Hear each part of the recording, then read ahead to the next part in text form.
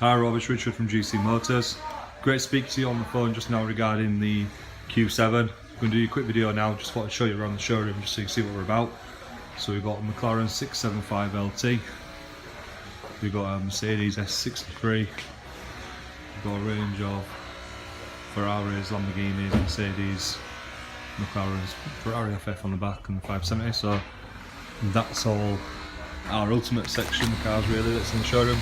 And then out onto the forecourt, 120 cars on site, £10 million worth of stock, so you can see what we're about. Like I say, it's always hard to see and trust people over the phone, so hopefully this will help. So here's the car, the all-important Q7 S-Line, looks absolutely stunning. So we'll walk you around it, we'll show you how everything works, and hopefully that'll help you understand a little bit more about the car really. So the car's in great condition as you would expect. We guarantee no dents, no scratches with the paintwork and no scuff wheels. So it has got the aluminium styling package, which is what this grill is here. You can have that painted black or you can have it wrapped, depending what's easiest for you to give it that more stylish look. You could even have it dipped in carbon. We've got carbon dipping facilities on site, so that could be done. You've got 360 cameras, so you've got a camera just on the front of the car there, which will help when you park it up. So like I say, condition wise, the car's in great condition. Some of the upgrades to be 2 shallow wheels, which is obviously an option if you want to purchase them, start from like £2,500. You can go for an SQ7 replica wheel as well, which we've got, which do look obviously like the SQ7s you've been looking at as well. The discs are unlipped, no lips at all. The doors are unmarked, no dents, scuffs, anything like that. For you to worry about on that side of things. If you're waiting for the upgrade, you get brand new alloys and brand new tyres as well. So you've got an electric power boot. You've got the 7 seats, which is under that lot, and they're controlled by the buttons on here, so they come up and down electronically, so you don't have to worry about trying to reach over or anything like that. As I said, the good thing with the Q7, they are proper seats, they're not this little bench on the back or anything like that. You've got reverse camera on the rear as well, and sensors. You've got privacy glass, which will keep the car nice and cool in the hot weather when we have it, so that'll be better for the kids. Take it in the back of the car. So we've got the lovely grey leather interior, it gives a nice luxury kind of feel. Like I say, the S-Lines normally come with half leather, not full leather, so it's an option. You've got the massive panoramic roof, which opens up and lets a lot of light into the car and lets a lot of air in as well on the hot days. ISOFIX points on the 3 seats straight across, so you can have all the child seats together rather than having to separate them around, which I know obviously being a parent myself, it makes things a lot easier for you. 4-zone climate control, so you can control the climate for the kids in the back, you can have a different climate in the front. Let's take you on the inside. So we've got memory seats, so when Amy drives the car she can set her setting and you can set yours, so you don't have to worry about where your seat set up or anything like that. You've got the child safety features on here, that'll basically lock all the windows and the doors so the kids can't be playing with them. Electric folding wind mirrors as well for you. Now the car is in great condition itself, seats in great condition as you'd expect. There's a little mark just here where it's rubbed off, and that's just purely the leather that's worn away a little bit. Now that can be attended, so we do have a leather specialist that can take care of that for us. Now, just start the car up for us. So this is your dashboard pinnacle. So it is a digital virtual cockpit. So what that means is you can basically change it to how you want on there. So you can have the widescreen navigation taking up all the pinnacle itself, or you can play around with it and you can change it depending on what you want to see on there, which is a really good option. The virtual cockpit, I think from memory, is a few £1,000 as an option from Audi. As you'd expect, a lot of things are options with Audi.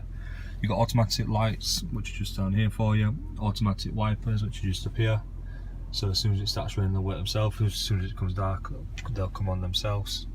You've got heated seats, you've got dual climate control in the front, and as I say, you've got the 4-zone climate control, so you can split the climate all the way down the car.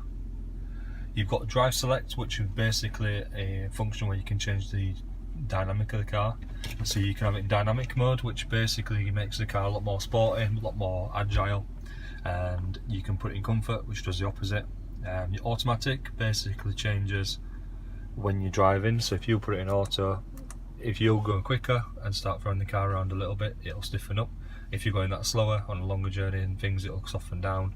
Efficiency mode does exactly what it says on the tin, makes it nice and efficient. Off-road gives you that little bit more, obviously off-road kind of abilities as well. Individual mode, you can set it so you can sort what you prefer. So if you prefer the suspension to be softer but you prefer the steering to be a bit harder and a little bit more responsive, you can do that. So you can tell it to suit you. The screen can go away as well, so you just press that button there, that drops the screen down. So if you want a nice, clear, minimalist kind of look, you can do that.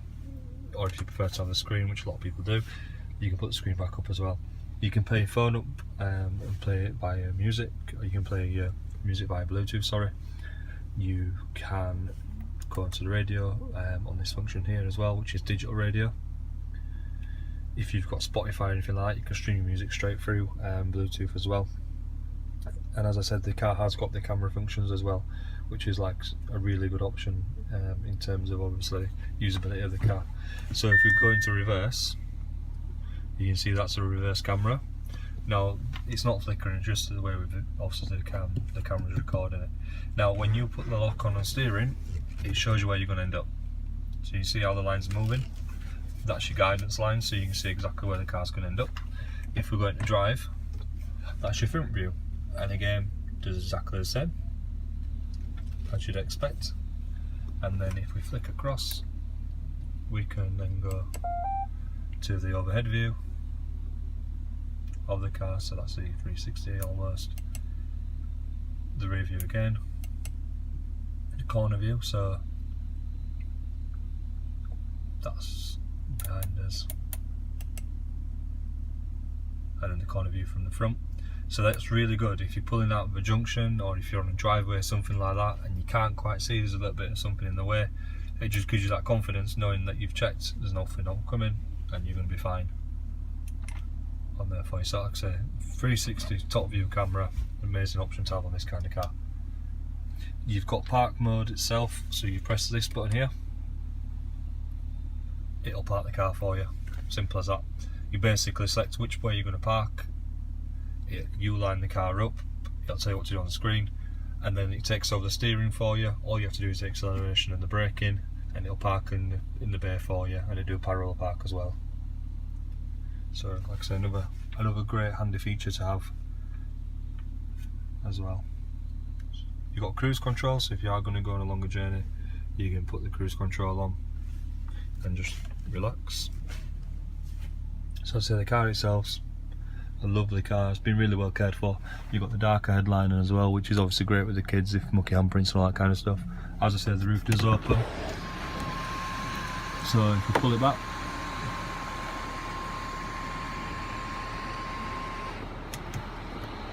nice big opening sunroof for you. If the kids get too warm, it is insulated glass, but if they do get too warm and it's too sunny, the little button here, it brings the electric blind across. As I said, the panoramic roof is a massive option to have, and a great option to have on a Q7. It probably makes a difference between £1,000 and £1,500 in terms of retail, and you can slot the blind wherever you want. So if you want to keep it you uncovered at the front, you can do. If you want to bring it all the way across, you can do that as well, depending on what suits your needs really. More everything. You've got push button start, stop just on there, so that turns the engine off. Back on the outside.